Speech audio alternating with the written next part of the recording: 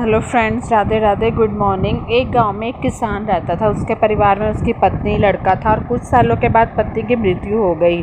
उस समय लड़के की उम्र 10 साल थी।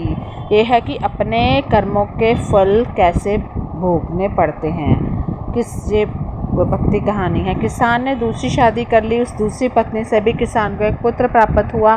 किसान की दूसरी पत्नी की भी कुछ समय बाद मृत्यु हो गई। वही होता है ना, अगर कर्मों में पत्नी का सुख नहीं है तो नहीं मिलता है।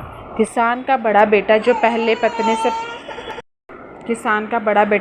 पत्नी से प्राप्त हुआ था, जब शादी के योग्य हुआ तब किसान ने बड़े बेटे की शादी कर दी। फिर किसान की भी कुछ समय बाद मृत्यु हो गई थी। किसान का छोटा बेटा जो दूसरी पत्नी से प्राप्त हुआ था और पहली पत्नी से प्राप्त बड़ा बेटा, दोनों एक साथ रहने लगे। कुछ समय बाद किसान के छोटे लड़के की तबीयत जो थी वो ख़राब होने लगी। जैसे होता है बुखार चढ़ने लगता है ना, तो जब उसके छोटे बेटे की तबीयत ख़राब होने लगी तो बड़े भाई ने कुछ आसपास के वैद्यों से इलाज करवाया, पर कोई राहत ना मिली। छोटे भाई की दिन ब दिन तबीयत बिगड़ती जा रही थी और बहुत खर्च भी हो रहा था। वो आखिर है तो सौतेला ही था, तो काफ़ी चीज़ों में आज भी लोग सौतेले और अपनेपन का भेदभाव करते हैं। एक दिन बड़े भाई ने अपनी पत्नी से सलाह की कि यदि ये छोटा भाई मर जाए तो हमें इसके इलाज के लिए पैसा खर्च ना करना पड़ेगा और जायदाद में भी आधा हिस्सा नहीं देना पड़ेगा कि पूरे किस्सा ही ख़त्म हो जाए।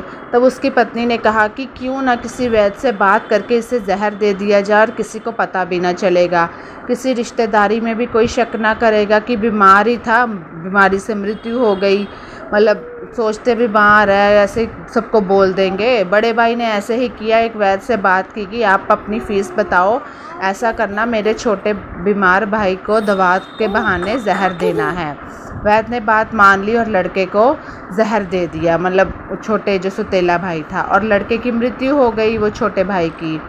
उसके भाई भाभी ने खुशी मनाई कि रास्ते का कांटा निकल गया, अब सारी संपत्ति उनकी हो गई।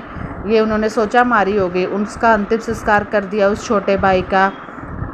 लेकिन क्या होता है कि आप जो भी कर्म करते हो वो पीछा नहीं छोड़ते कर्म। कुछ महीनों पश्चात उस किसान के बड़े लड़के की पत्नी को लड़का हुआ। उन पति पत्नी ने खूब खुशी मनाई, बड़े ही लाड प्यार से लड़के की परवरिश की। कुछ ही गिने वर्षों में लड़का जवान हो गया। फिर उसने अपने लड़के की भी शादी कर दी। शादी के कुछ समय बाद अचानक लड़का बीमार रहने लगा। किसान का ही जो आगे लड़का था। माँ बाप ने उसके इलाज के लिए बहुत वैद्यों से इलाज करवाया, जिसने जितना पैसा मांगा दिया, सब कुछ दिया, लेकिन लड़का ठीक नहीं हो पाया। अपने लड़के के इलाज में अपनी आधी संपत्ति तक बेच दी, पर लड़का बीमारी के कारण मरने की कगार पर आ गया। शरीर इतना ज़्यादा कमज़ोर हो गया कि अस्थि पिंजर शेष रह गया था। वही जो बड़े भाई का बेटा था। छोटे भाई को तो उन्होंने मार दिया था जहर देके। एक दिन लड़के को चारपाई पर लेटा रखा था और उसका पिता साथ में बैठा अपने पुत्र की ये दयनीय हालत देखकर दुखी होकर उसकी ओर देख रहा था।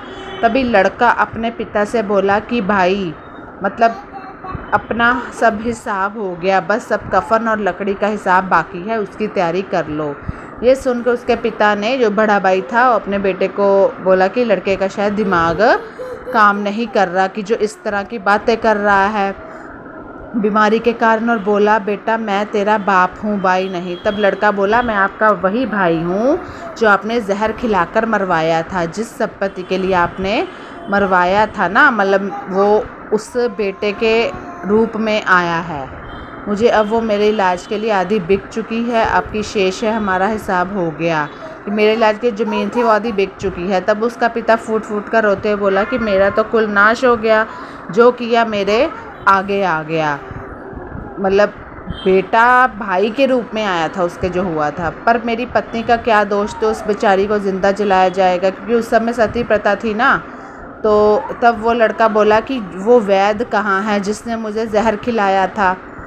तो उस पे पिता ने कहा कि उसकी तो मृत्यु 3 साल बाद हो गई थी, वो मर गया था। तब लड़के ने कहा यह वही दुष्ट वैद्य आज मेरी पत्नी रूप में है, मेरे मरने पर इसे ज़िंदा जलाया जाएगा। यानी कि उस बड़ा बेटे का जो शादी की थी उस पत्नी वैद्य के रूप में आई है। हमारा जीवन जो उतार चढ़ाव से भरा है ना, इसके पीछे हमारे अपने ही कर्म होते हैं। हम जैसा बोएंगे वैसा ही काटना पड़ेगा। कर्म करो तो फल मिलता है, आज नहीं तो कल मिलता है। हम सोचते भी नहीं है कि हमारे साथ क्या हो रहा है, गलत हो रहा है, क्यों हो रहा है।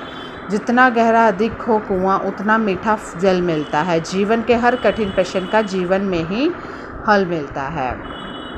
क्या होता है कि अपने हमारे सगे संबंधी, हमने पहले भी स्टोरी में पढ़ा था, अपने रूप में हमें दुख देने आते हैं। धन्यवाद, बाय बाय।